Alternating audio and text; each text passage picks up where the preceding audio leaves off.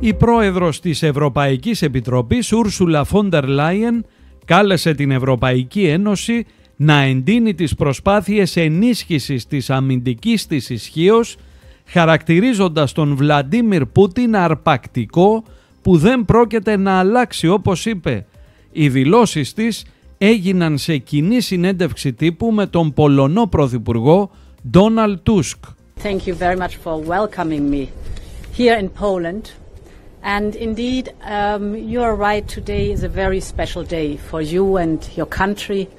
45 years ago, a wind of change swept through Poland. A wind strong enough to crack the concrete of communism. Solidarność was born, as you just described, and it marked a turning point indeed, not only for Poland but for the democratic world, that set Poland on its path towards our European Union. So my warmest wishes to you and to the Polish people on this very important day.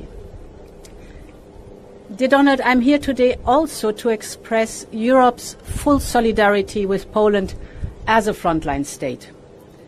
For years now, you and the Polish people have been facing deliberate and cynical hybrid attacks. And I want to emphasize that Europe stands with you in all possible ways.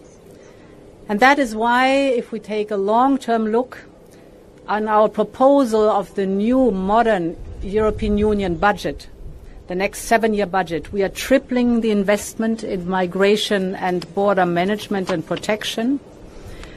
Member states with a direct border with Russia and Belarus will receive additional European funding, because I want to emphasize again that Europe's borders are a shared responsibility. And here we are at a Polish border, but we are also at a European border, and it is a shared responsibility. We have also proposed a 10-fold increase in funding for military mobility and overall a 5-fold increase in defense investment. This is the long-term budget that has a very clear and strong focus and emphasis on defense, on military mobility and on border protection. But of course, we have to bridge the time till the long-term next budget is in place, and we need now a surge in defense investment. And that leads me to the task that we have now to fulfill. First, there's the topic of financial support. And indeed, dear Donald, it was under your presidency, the Polish presidency, that we agreed on our 800 billion euro defense investment plan. This 800 billion euros can be invested and should be invested till 2030. You helped also to fast-track the joint procurement instrument that we call SAFE. It is 150 billion euros for joint procurement to make our home stronger, to make our union more safe. And today we see the result. 19 countries have already applied for SAFE. Poland is among them. So the instrument is fully, the 150 billion euros are fully subscribed, and Poland will be the biggest beneficiary of this common investment for joint procurement. So on one hand, we have to care for our own defense posture. We can use the 150 billion of SAFE for our own joint procurement, our own defense, strengthening of our own defense industrial base. But it can also be used to invest in the Ukrainian defense industrial base, because we know that it is for us paramount that Ukraine stays strong and that our neighborhood stays strong and protected. Then there's a second element that under your presidency we agreed, and that is the flexibility of the budget. Poland is already a top spender in Europe, but you requested the flexibility of your budget, and yes, it is granted like for other 15 member states. So it is important that we have now a surge in investment, that we invest better, that we invest together, that we invest European. And therefore, it is not only a question of financing, but it is also a question of coordination of European approach. So that all Europeans understand now and over the next years that we need to stay consistent and determined in investing in our defense posture. We have to keep this sense of urgency because we know that Putin has not changed and will not change. He is a predator.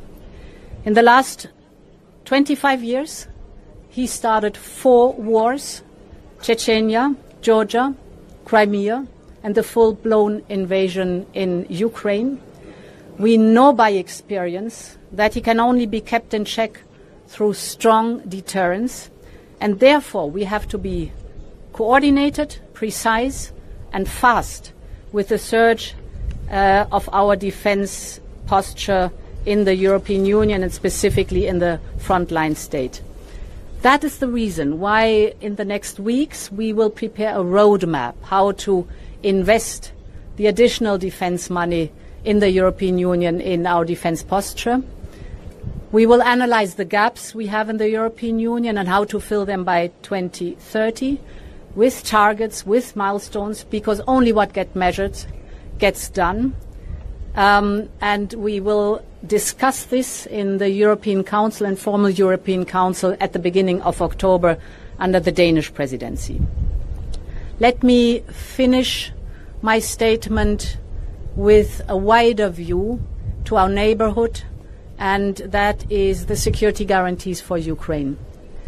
Indeed, as we understand that we have to be strong in our defense posture here, that we have to invest in the protection of our borders, but also in military capabilities and in well-equipped, well-trained armed forces, the same goes for security guarantees for Ukraine. The first line of defense in Ukraine is a strong Ukrainian army. I often compare it with a steel porcupine that should be indigestible for potential invaders. The second line of defense is a multinational group, the Coalition of the Willing, with the backstop of the Americans. And then the third and most important line of defense is, of course, our own defense posture, and not to forget the work on Ukraine's membership in the European Union. Prime Minister, dear Donald, I want to thank you again for the invitation. I want to thank you for the Polish leadership in showing how courage, determination, but also knowledge about our history and what we can learn from it comes together in a very concrete action to protect not only the Polish border, but to protect a European border, thus not only protect the Polish people, but to protect the Europeans and, as you've said, the whole democratic world. Thank you so much. Thank you, Ursula.